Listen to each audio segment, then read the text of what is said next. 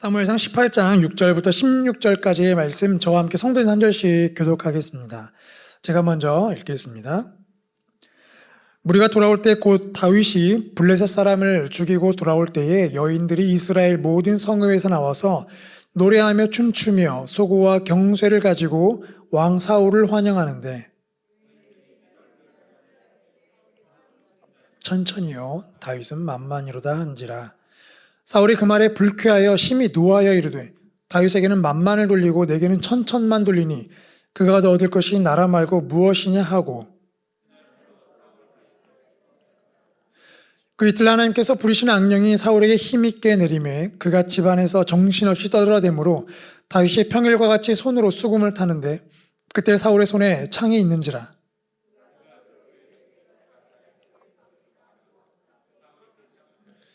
다윗이 그 앞에서 2번 피하였더라. 여호와께서 사울을 떠나 다윗과 함께 계심으로 사울이 그를 두려워한지라. 떠나게 하고 그를 천부장으로 삼음해 그가 백성 앞에 다윗이 그의 모든 일을 지혜롭게 행하니라. 여호와께서 그와 함께 계시니라. 함께 읽겠습니다. 온 이스라엘과 유다는 다윗을 사랑하였으니 그가 자기들 앞에 출입하기 때문이었더라. 아멘. 메마른 땅의 추수를 세 번째 시간 말씀을 나누려고 합니다. 첫 번째는 게으름에 대한 말씀을 나눴고, 지난주에는 분노에 대한 말씀을 나눴습니다. 오늘은 시기와 질투에 대한 말씀을 나누려고 합니다. 교회 역사에서 인간이 저지르는 수많은 죄들 가운데 특별히 7가지의 큰 죄, 7가지의 큰 죄를 선정해서 그 죄가 인간을 죽인다라고 말하면서 하나하나 강조점을 뒀었는데, 오늘은 세 번째로 시기와 질투의 죄를 나누려고 합니다. 보통 시기와 질투는 이제 여인들이 독점하는 죄라고 하잖아요. 사실은 좀 그렇지는 않습니다. 또 따져보면 남녀노소 누구나 할 거 없이 인간이야 이름을 살고 있는 모든 사람들은 그 안에 다 시기와 질투가 있죠. 그래서 시기와 질투는 가장 야비하고 더럽고 추한 죄라고 이렇게 설명합니다. 왜냐하면 앞과 뒤가 다르거든요. 앞에서는 상대방이 잘한 거에서 칭찬을 합니다. 와, 너무 잘했어, 너무 잘했어. 칭찬으로 말을 하고 돌아서면 어떻게 하면 저 사람을 처져서 끌어내릴까? 라고 바로 계획을 세우는 것이 시기와 질투이기 때문이죠. 그래서 자기 행복을 위해서라면 친구의 불행을 제물로 삼아서 기꺼이 예배를 드리는 것이 바로 이 시기와 질투라고 합니다. 그래서 겉으로는 참 알 수 없는, 정말 본인 자신만이 알 수 있는 은밀한 곳에 있는 죄가 바로 이 시기와 질투이죠. 다만 이제 왜 여성들이 이것을 점유하냐고 왜 물어본다면, 시기와 질투가 여성들에게는 큰 무기이기 때문에 그렇습니다. 그래서 이 무기를 가지고 밀당도 많이 하시잖아요. 연애하실 때 밀당하시잖아요. 시기와 질투 가지고 이렇게. 그렇기 때문에 이것이 다 드러나기 때문에 여성들이 가장 많이 저지르는 죄라고 말하지만 사실은 그렇지 않죠. 남자들은 표현을 안 해서 그렇지 그 안에도 남자들도 엄청난 시기와 질투를 가지고 있죠. 오늘 이 시기와 질투라는 죄를 보면서 우리 안에 이 시기와 질투로 메말라 버린 우리의 삶에서 하나님은 어떠한 추수의 열매를 거두기 원하시는지 저희가 함께 오늘 본문 말씀을 통해 하나하나 찾아보려고 합니다. 오늘 본 말씀은 이스라엘 건국 역사상 가장 초기에 맞닥뜨린 국가적 위기 상황이죠. 오랜 시간 동안 철기 문화를 가지고 많은 전쟁을 통해서 강성함을 키워왔던, 전쟁의 승리를 통하여서 용사의 문화를 만들어왔던 그 블레셋이라는 족속이 이스라엘 백성들을 쳐들어옵니다. 이스라엘은 아직 청동기 문화이기 때문에 사실 철과 청동기 싸움은 100% 철이 이기죠.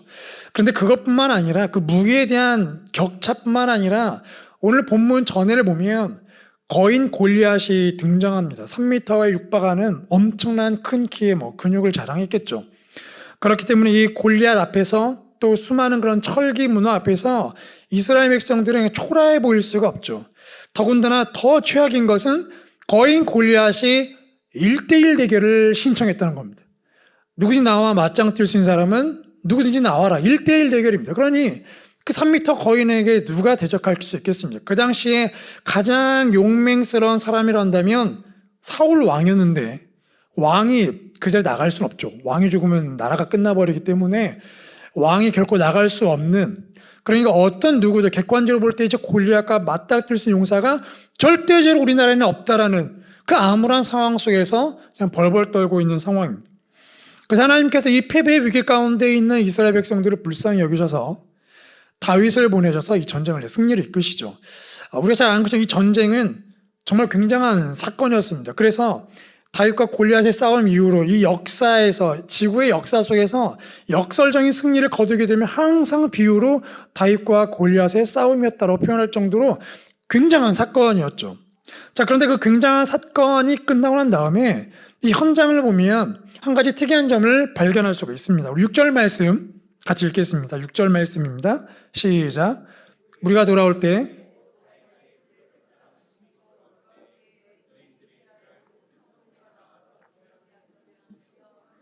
병세를 가지고 왕 사울을 환영하는데, 네, 본문을 보면 여인들이 왕 사울을 환영하고 있다라고 기록하고 있습니다. 이 성전한 무리들이 아마 이제 들어오기 때문에 여인들이 모든 성읍에 나와서 이제 환영했겠죠. 승리했으니까 춤을 추며 기뻐했겠죠. 자, 그런데 그 본문을 보면 왕 사울을 환영했다고 기록하고 있습니다. 이것이 보여주는 건 이런 거죠. 여인들은 이 국가의 승리, 이 전쟁의 승리를 왕의 승리로 인식하는 거예요. 왕으로 인해 우리가 이 전쟁을 이겼다는 겁니다. 그래서 그 왕을 환영하려고 모였다는 거예요. 근데 이 역사를 보면, 성경책을 보면 사울이 왕이 되고 나서도 승리를 경험한 사건들이 몇 번 있었습니다.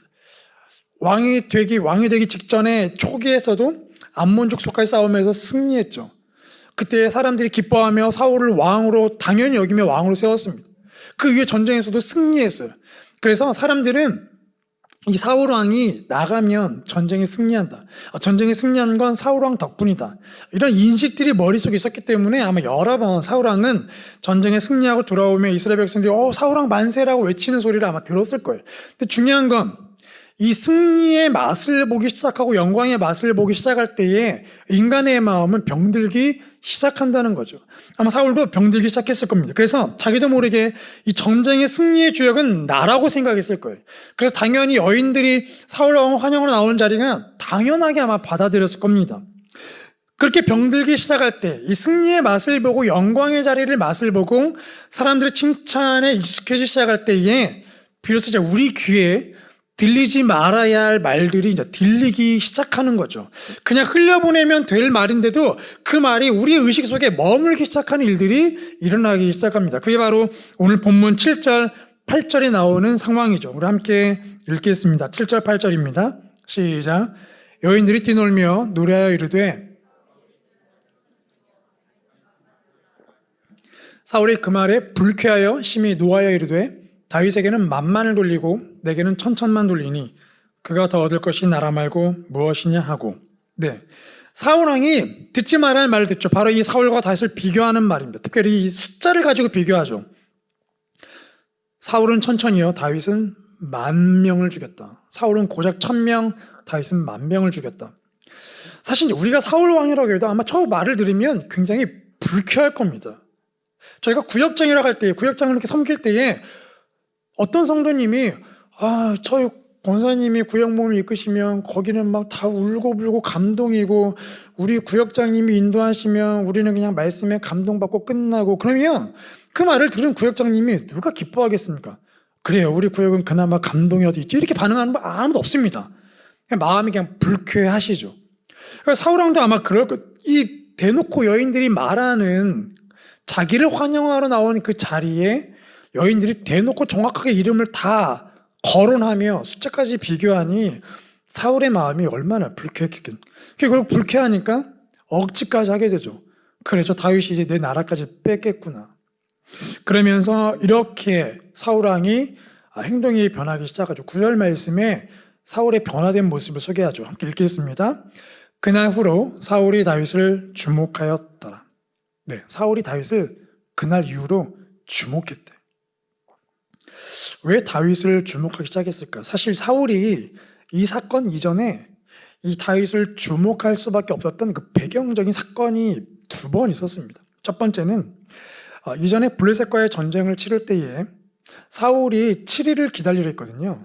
그런데 그 7일 뒤에 사무엘이 오면 사무엘이 하나님께 제사를 드리고 그리고 전쟁을 시작해야 하는데 7일이 다 되었는데도 사무엘이 등장하지 않으니까 이스라엘 백성들이 이제 불안에 떨기 시작한 겁니다. 앞에 블레셋이 있고 뭔가 제사를 지내야 우리가 그 하나님을 향한 믿음을 갖고 승리를 할 텐데 제사도 못 지내고 뿔뿔이 터지기 시작하니까 사울왕이 마음이 불안해서 자기가 제사를 드려버리죠.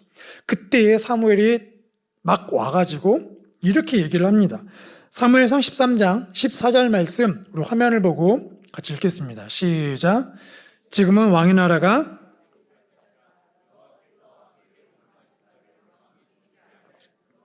여호와께서 그의 마음에 맞는 사람을 구하여 여호와께서 그를 그의 백성의 지도자로 삼으셨느니라 하고, 근데 왕이 되어 얼마 되지 않았는데 벌써 하나님께서 말씀하시는 거예요.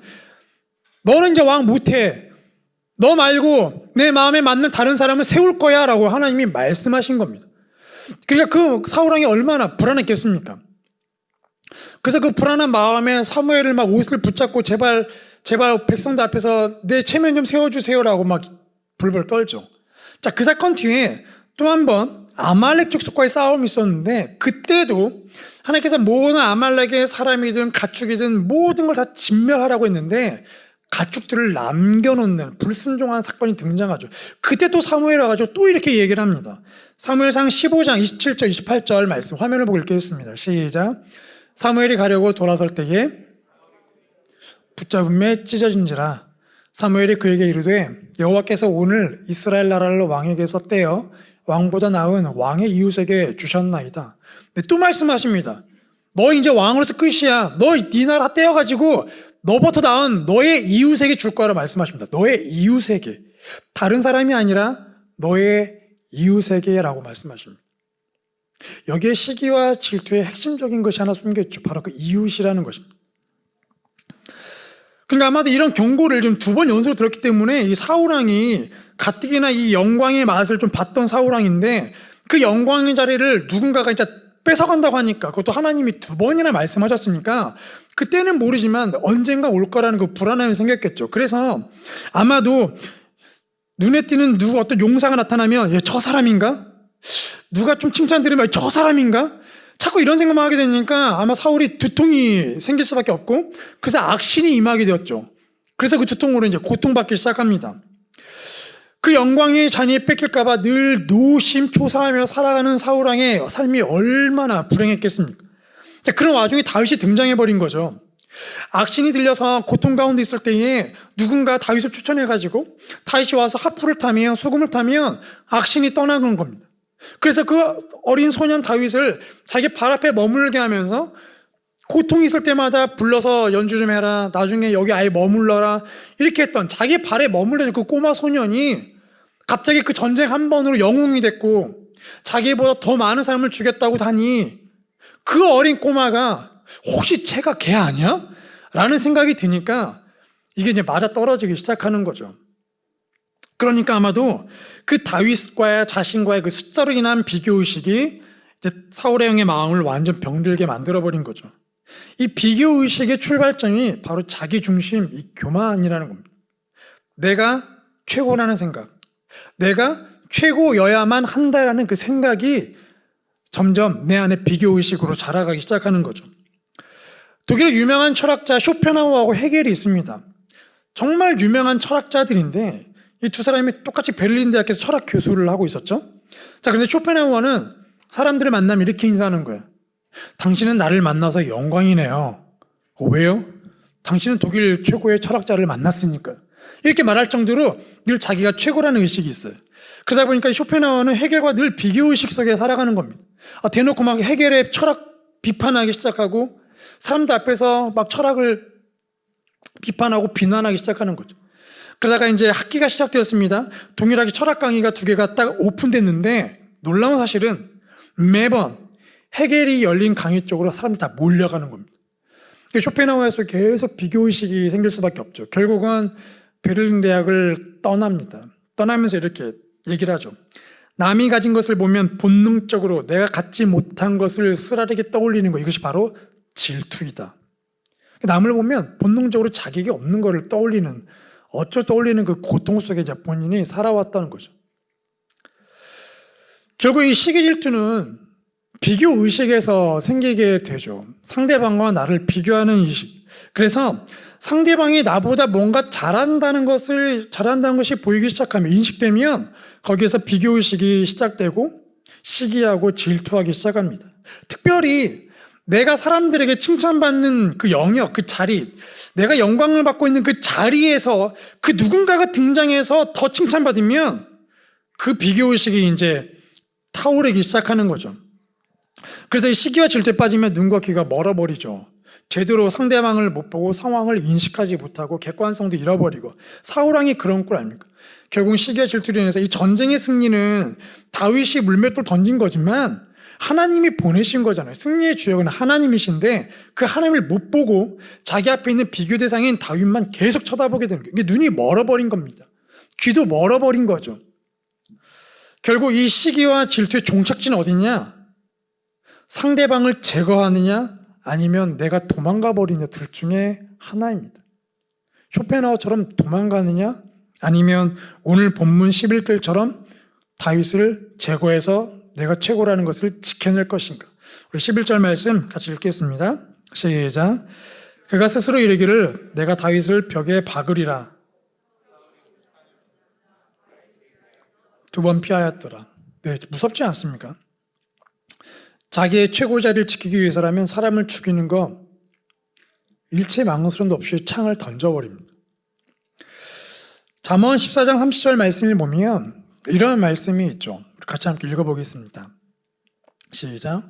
평온한 마음은 육신의 생명이나 시기는 뼈를 썩게 하느니라. 네, 시기는 뼈를 썩게 한대요. 우리의 뼈를 썩게 하는 일들. 시기와 질투는 결국 내 자신을 죽이는 겁니다.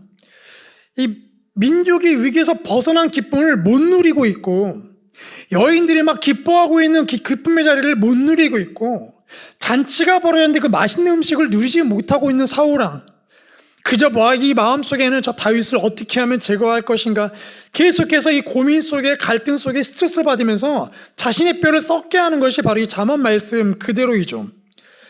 로마서 12장 15절을 보면 아주 유명한 함질함울이라는 성경 말씀이 있습니다. 함질함울, 함께 즐거워하고 함께 울라. 즐거운 자와 함께 즐거워하고 우는 자와 함께 울라. 함질함울이죠. 근데 시기와 질투는 함질함울과 완전 반대입니다. 상대방이 애통할 때 기뻐하고 상대방이 기뻐할 때 내가 애통하는 거, 이게 함질함울의 반대, 시기와 질투가 돼버리는 거죠. 그래서 감정이 고장나는 겁니다. 결국 이 시기와 질투는 부메랑으로 돌아오게 되죠. 사울이 열심히 다윗을 죽이려고는 실패했고, 다윗 도망갔고 쫓아다니고 광야 쫓아다니고 자기의 근위대를 쫓아다니고 나라 못 챙기고 결국은 사울왕은 죽게 되죠. 자기의 인생에 시기와 질투로 인해서 말년을 헛되이 보내버리는, 시간을 낭비하고 인생의 에너지를 낭비해버린 부메랑으로 돌아오게 되는 거죠. 그래서 그 신원하 교수님이 쓰신 죽음에 이르는 7가지 죄라는 책을 보니까 시기와 질투에 사로잡히면 성장할 수가 없대요. 3가지를 말씀하시더라고요. 첫 번째, 긍정적인 자존감을 가질 수 없다. 진짜 긍정적 자존감을 갖기가 너무 어렵죠. 그 비교의식 때문에 온통 상대방 보면서 야, 쟤를 어떻게 할 것인가, 이거 늘 열등감에 사니까 자존감이 건강할 수가 없죠. 두 번째, 내가 성공하지 못한 한이 있더라도 상대방은 절대 성공하면 안 된다. 무섭지 않습니까? 그래서 유대인 이야기 중에 민담이 이런 얘기했대요. 왕이 지나가는데 시기심 많은 시기쟁이와 욕심 많은 욕심쟁이가 이렇게 둘이 나타난 거예요. 그래서 왕이 그 둘에게 딱 이야기하는 겁니다. 너희들 중에 누가 먼저 나에게 소원을 말하면 내가 그 소원을 들어주겠다. 단 상대방에게는 그 사람이 요청한 거에 2배를 주겠다. 그러니까 아무도 소원을 말 못하는 겁니다. 욕심쟁이는 말 못하죠. 내가 하나 왕이시여 나에게 집 10채를 주십시오. 그러면 이 순간 시기쟁이가 집 20채를 갖는 거잖아요. 시기쟁이도 그 꼴 못 보죠. 내가 집 10채 달라고 했는데 욕심쟁이가 집 20채 가지면 절대 안 돼요. 그래서 서로 말을 못하는 거예요. 그 끙끙대니까 왕이 소원이 없으면 가겠다고 하니까 그때 시기쟁이가 한마디 던지죠. 왕이시여 내 왼쪽 눈을 제거해 주십시오. 그러면 상대방 욕심쟁이의 눈은 양쪽 눈이 없어지는 겁니다. 그러니까 내가 성공하지 못하더라도 상대방이 성공하는 꼴은 못 보겠다는 겁니다. 마지막 3번째, 아유 저런 거 없어도 돼 라고 말하는, 마치 쿨한 것 같은데 아주 쿨하게 반응하는, 다윗이 만만 죽일 수 있지, 쿨한 것 같은데 사실 쿨한 게 아니라 그 안에 염세주의, 비관주의적인 생각이 들어차기 시작하는 거죠. 열정이 사라지고 소망이 사라지는 겁니다. 그 영역에 대해서는 기꺼이 그냥 내려놔 버리는 거죠. 쇼펜하우어가 비관주의에 빠지게 된 이유가 아마도 그런 극심한 비교주의의 열등감 때문에 빠진 게 아니냐고 말할 정도로 이 시기와 질투는 우리 안에 성장을 멈추게 하는 아주 당연한 감정인 것 같지만 사단이 그 교묘함에 넘어가 버리면 우리 영혼은 뼈가 썩어서 말라 비틀어져 버리는 그런 일이 일어난다는 거죠. 그래서 우리 안에 이 주변 사람을 볼 때 뭐 직장이든 구역 모임이든 다니는 곳이든 아니면 심지어 가족에서도 보면 우리 안에 그런 끊임없는 시기와 질투가 조금씩 꿈틀거릴 때가 많고, 누군가의 칭찬을 들으면, 누군가 상대방을 칭찬하는 소리를 들으면 우리 안에도 계속해서 나도 저거 잘할 수 있는데 계속해서 우리 안에 그런 불안한 마음들이 생깁니다. 그래서 우리의 생각은, 우리의 감정, 우리 영혼은 메말라갈 수밖에 없는 거죠. 그럼에도 불구하고 시기와 질투로 메말라가는 우리의 삶에서도 추수할 것이 있다는 것이죠. 바로 칭찬이라는 것입니다. 여러분, 시기적인가 자주 사용하는 말이 뭘까요? 여러 가지 말이 있지만 이런 말 많이 쓰죠. 그런데 그렇지만 이런 말 많이 씁니다. 누가 이렇게 막 칭찬을 많이 하면 저 집사님 저거 너무 잘하신데 맞아 그거 잘하셔. 그런데 라고서 험담을 이렇게 꺼내시죠. 그거 맞아. 그러면 너무 이거 잘하시더라. 그런데 이런 거 못해. 이렇게 칭찬을 마음껏 부풀리지만 그 칭찬에 찬물을 끼얹는 그런 단어가 막 그렇지만이라는 단어가 있습니다. 근데 이 단어를 우리가 상황을 다 바꿔보는 겁니다. 누군가 험담하게 되면 험담한 자리를 피하는 게 아니라 오히려 그 자리에 머물다가 험담이 끝나면 이 단어를 던지는 거죠. 그렇지만 그 집사람 이런 거 되게 잘하시더라. 험담 대신에 칭찬을 던져버리는, 오히려 단어를 역설적으로 쓰는 겁니다. 그렇지만이라는 단어. 우리의 생각도 마찬가지입니다. 우리 안에 상대방의 비교에 대한 생각이 자꾸 일어나게 되면 맞아. 그렇지만 잘하는 건 맞아. 우리 안에 칭찬으로 그 단어를 자꾸 써보는 겁니다. 두 번째는 하나님을 칭찬하는 거예요. 사실 사울왕이 참 안타까운 게 바로 이겁니다. 하나님께서 준수한 외모를 주셨죠. 키도 다른 사람보다 머리가 하나 더 있다고 했거든요. 그리고 베냐민 지파 출신입니다. 그러면 아쉬울 게 하나도 없는 사울왕이에요. 더군다나 왕 초기에 하나님이 성령의 감동을 부어주셔서 전쟁에서 승리했거든요. 그러면 사울이 그때에 하나님 정말 감사합니다. 저같이 부족한 왕에 저같이 저를 왕으로 세우시고 그런 승리를 주시다니 감사합니다. 하나님을 칭찬했었어야 돼요.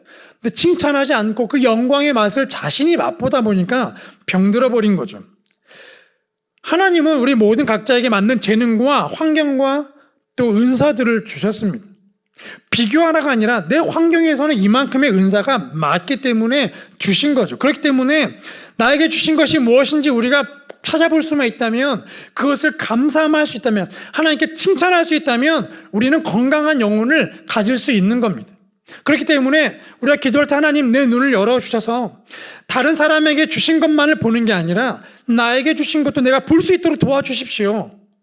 그리고 그 하나님 주신 하나님께 감사하고 칭찬하는 거죠. 그때 비로소 우리 안에 꿈틀거리고 있는 사울왕을 잠재울 수 있는 힘이 우리 안에 생기는 겁니다. 아니, 정확히 말하면 하나님을 칭찬할수록, 하나님께 감사할수록 우리 안에 사울왕은 점점 힘을 잃어가게 되는 거죠.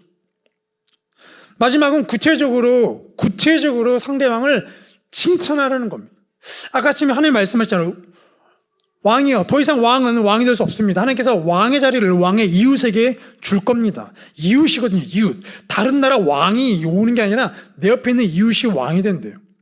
윌리엄 메이라는 사람이 시기와 질투는 형제의 죄라고 그렇게 얘기했습니다. 형제의 죄. 즉 시기와 질투는 좀 멀리 있는 사람 보면 시기와 질투하지 않는다는 거예요.